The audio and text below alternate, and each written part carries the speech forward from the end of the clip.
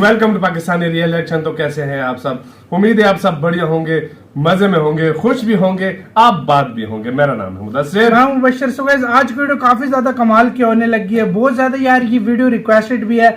So finally रूस के president ने कुछ ऐसा बोल दिया जो आज तक उसने किसी देश को इतना बड़ा सौभाग्य नहीं दिया है, किस्म का बोला जाए तो। वीडियो का जो टाइटल है वो है पीएम मोदी से खुश हुआ रूस, यूक्रेन मामले में डायरेक्ट दखल देने का बोल दिया। मतलब अभी तक रूस ने बोला था कि कोई दखल न दे हमारे बीच में, लेकिन फाइनली मोदी जी से इतने खुश हुए रूस के, उनको बोल दिया कि बीच में मॉडरेटर बनो, मतलब दखल दे सकते हो। बिल्कुल, मतलब आप उनसे बातचीत करके मतलब इसका कोई हल निकाल सकते हो। तो अब क्या हुआ, ये वीडियो देखेंगे तब पता लगेगा। इंडियन अफेयर्स का वीडियो, इनकी वीडियो का लिंक मिल जाएगा डिस्क्रिप्शन में। काउंटडाउन करते हैं 3, 2, 1 एंड स्टार्ट। रशिया तो भारत के प्रधानमंत्री नरेंद्र मोदी से बहुत ही ज्यादा खुश नजर आ रहा है, जिसके बाद पीएम मोदी के सम्मान में रशिया ने भारत को बहुत ही बड़ा ऑफर दे दिया है। लेकिन ये भी बिना वजह नहीं दिया गया है, बल्कि भारत के पीएम नरेंद्र मोदी ने अमेरिका और वेस्टर्न देशों को एक क्लियर मैसेज भेजने के लिए रशिया को जो बहुत ही बड़ा जेस्चर शो किया है। दरअसल पिछले कुछ समय से भारत में कई देशों के नेशनल सिक्योरिटी एडवाइजर्स और विदेश मंत्री विजिट कर रहे हैं। विदेश मंत्रियों की बात करें तो रिसेंटली मैक्सिको, फिर ग्रीस, उसके बाद ऑस्ट्रिया, उसके बाद चाइना और फिर यूनाइटेड किंगडम यानी कि ब्रिटेन, इन सब देशों के फॉरेन मिनिस्टर्स भारत के दौरे पर आए थे। और यहाँ पर आकर उन्होंने भारतीय विदेश मंत्री डॉक्टर एस जयशंकर साहब के साथ बायलैटरल मीटिंग्स की थी। वहीं नेशनल सिक्योरिटी एडवाइजर्स की बात करें तो अमेरिका के डिप्टी एनएसए और जर्मनी के एनएसए भी भारत आए थे। पीएम नरेंद्र मोदी ने इनमें से एक भी देश के विदेश मंत्री या फिर नेशनल सिक्योरिटी एडवाइजर से पर्सनली मुलाकात नहीं की थी। जबकि रशिया के विदेश मंत्री सर्गेई लावरोव के लिए पीएम नरेंद्र मोदी ने खास तौर के ऊपर टाइम निकाला और उनसे बातचीत की, जिस दौरान रशियन फॉरेन मिनिस्टर ने पीएम मोदी को व्लादिमीर पुतिन का मैसेज दिया और पीएम नरेंद्र मोदी ने भी रशियन प्रेसिडेंट व्लादिमीर पुतिन के लिए एक मैसेज भेजा। इस मीटिंग से भारत ने अमेरिका समेत सभी देशों को एक क्लियर मैसेज दे दिया कि जहां तक भारत की फॉरेन पॉलिसी का सवाल है तो रशिया हमारे लिए एक स्पेशल प्लेस रखता है और रशिया का भारत के लिए खास महत्व है। ऐसा नहीं है कि पीएम मोदी हर बार रशियन फॉरेन मिनिस्टर जब भी भारत आते हैं तो उनसे मुलाकात करते हैं। लास्ट ईयर जब सर्गेई लावरोव भारत के दौरे पर आए थे और यहाँ से पाकिस्तान गए थे, उस विजिट के दौरान भी पीएम नरेंद्र मोदी ने सर्गेई लावरोव के साथ मुलाकात नहीं की थी। इसलिए पिछले कल वाली मुलाकात खास तौर पर अरेंज की गई थी ताकि वेस्टर्न देशों को एक मैसेज भेजा जाए कि इस रशिया यूक्रेन विवाद को लेकर भारत की प्राथमिकता क्या है। रशियन फॉरेन मिनिस्टर भारतीय पीएम नरेंद्र मोदी के इस जेस्चर से इतने खुश हुए कि भारत विजिट के दौरान उन्होंने भारतीय सरकार को एक अनोखा ऑफर पेश किया।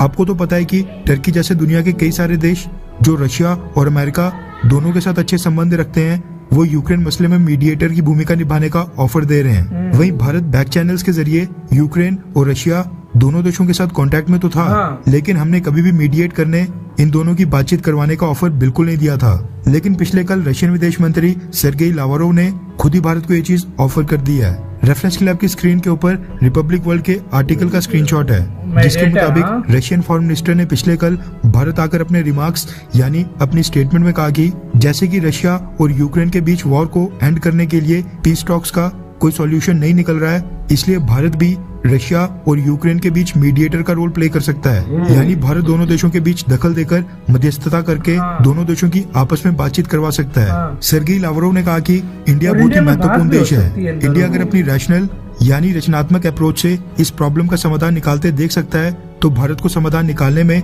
सपोर्ट करना चाहिए। इसके साथ ही सर्गेई लावरोव ने यह भी कहा कि जो बाइडेन एडमिनिस्ट्रेशन यानी कि अमेरिका अपनी पॉलिटिक्स दूसरे देशों को फॉलो करने के लिए मजबूर करता है। उन्होंने कहा कि कोई भी देश भारत और रशिया के टाइज, भारत और रशिया के संबंध बिल्कुल भी प्रभावित नहीं कर सकता है और न ही दोनों देशों के ऊपर आज की डेट में कोई प्रेशर यानी कि दबाव है। रशियन फॉरेन मिनिस्टर ने कहा कि इन दिनों वेस्टर्न देश सारे मीनिंगफुल इंटरनेशनल इश्यूज को एक तरह से सीधा इग्नोर करके यूक्रेन क्राइसिस के ऊपर आ जाते हैं। हम भारत की सराहना करते हैं कि भारत इस सिचुएशन को बहुत ही अच्छे से हैंडल करते हुए वन साइडेड बिल्कुल नहीं है, यानी किसी एक पक्ष का साथ नहीं दे रहा है। इसके साथ ही उन्होंने कुछ और बातें भी बोली, लेकिन मैंने आपको हाइलाइट्स बता दी हैं। रशिया और अमेरिका और उसके वेस्टर्न अलाइज में सबसे मेजर डिफरेंस ये है कि रशिया की तरफ से कभी भी ऐसी स्टेटमेंट नहीं आती है कि भारत वन साइडेड होकर रशिया का अकेले साथ दे। भारत जब भी न्यूट्रल अप्रोच रखता है तो रशिया उसको भी समझता है और भारत के सलूक की भी सराहना और प्रशंसा करता है, जैसा कि सर्गेई लावरोव ने पिछले कल भारत आकर इस बार भी किया।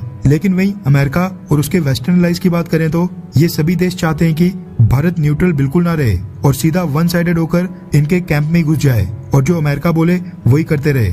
अमेरिका भारत की नॉन अलाइनमेंट और न्यूट्रल फॉरेन पॉलिसी को बिल्कुल भी अप्रिशिएट नहीं करता है। जबकि रशिया की बात करें तो रशिया तब भी भारत का साथ देता है जब भारत न्यूट्रल होता है। लेकिन यही जियोपॉलिटिक्स है। आप दोनों में से किसको सपोर्ट करते हैं, रशिया या फिर अमेरिका को? नीचे कमेंट करके अपनी राय जरूर बताएं। रशिया ठीक है यार, रशिया देखो इंडिया न्यूट्रल है, हाँ। लेकिन रशिया फिर भी उसके बारे में कुछ नहीं बोलता, नहीं डालता। हाँ। रशिया के बहुत एहसान है इंडिया पे, लेकिन फिर भी उसने कभी जताया नहीं है कि भाई तू क्यों न्यूट्रल है, तो मेरा क्यों साथ नहीं है। उधर अमेरिका की थोड़ा सा इंडिया पेट्रोल ले ले, कुछ ले ले, अमेरिका की फाइट के हाथ में आ जाता। मतलब यार मैं एक सच बात बताऊं, मैं जिस तरीके से ये चल रहा है, जो सारा निजाम चल रहा है, मतलब भाई तारीफ की है मोदी जी, तारीफ की है। देखो ये तो एक स्टेटमेंट दी है ना पूरी दुनिया के सामने के मोदी जी इसमें मतलब हम साथ करें, ठीक है। भाई मजे की बात क्या हुई है, मुझे इसमें सबसे अच्छा पॉइंट क्या लगा, ग्रीस का आया, अमेरिका तक का किसी से नहीं मिले, किसी से नहीं मिले, जर्मनी का आया, किसी से मिले,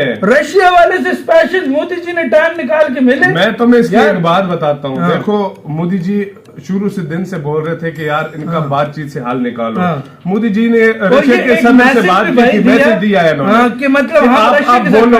और मैं एक बात बताऊं, मुझे लग रहा है, मैं सच में बता रहा हूँ आपको, कुछ टाइम में पता चल जाएगा जितना हमें पॉलिटिक्स जानना है। मुझे लग रहा है कि कुछ दिनों में आपको एक इंडिया का रोल इसमें फुल नजर आता हुआ आएगा कि ये दोनों देश टेबल पर बैठेंगे, सुलह करवाएंगे। मुझे लग रहा है कि इंडिया में मीटिंग हो सकती है, इंडिया में भी हो सकती है, किसी और देश में भी हो सकती है, लेकिन इंडिया का बहुत बड़ा रोल होगा इस जंग को रुकवाने में। देख लेना, इस युद्ध को रुकवाने में इंडिया का बहुत बड़ा रोल होगा। अब देखो देख लेना, क्योंकि जिस तरीके से भाई देखो यूरोप का भी अच्छा दोस्त है इंडिया, रशिया का भी बहुत अच्छा दोस्त है।